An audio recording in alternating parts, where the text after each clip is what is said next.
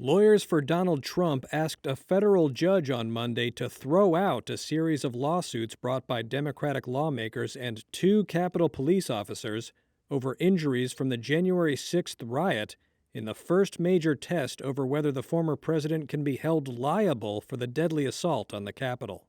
Trump's lawyer, Jesse Binnall, argued that Trump was immune from the lawsuits because he was acting within the scope of his official presidential duties. It's an interesting and thorny case. Reuters legal correspondent Jan Wolf. There's various forms of immunity at play here.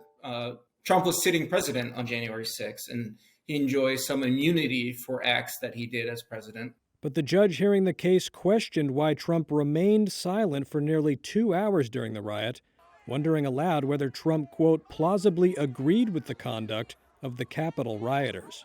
Trump was already impeached by the House and acquitted by the Senate on the charge of inciting the Capitol riot.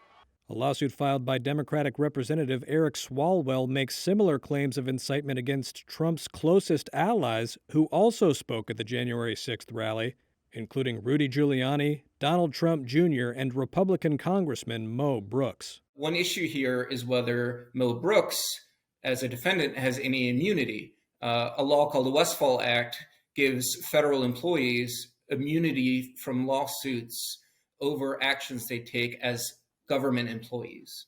And Brooks is arguing that he was acting as a government employee and is immune from these claims.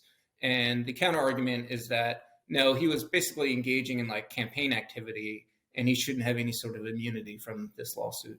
Aside from immunity, Trump and his co-defendants have argued that the remarks preceding the January 6th attack were free speech protected by the First Amendment.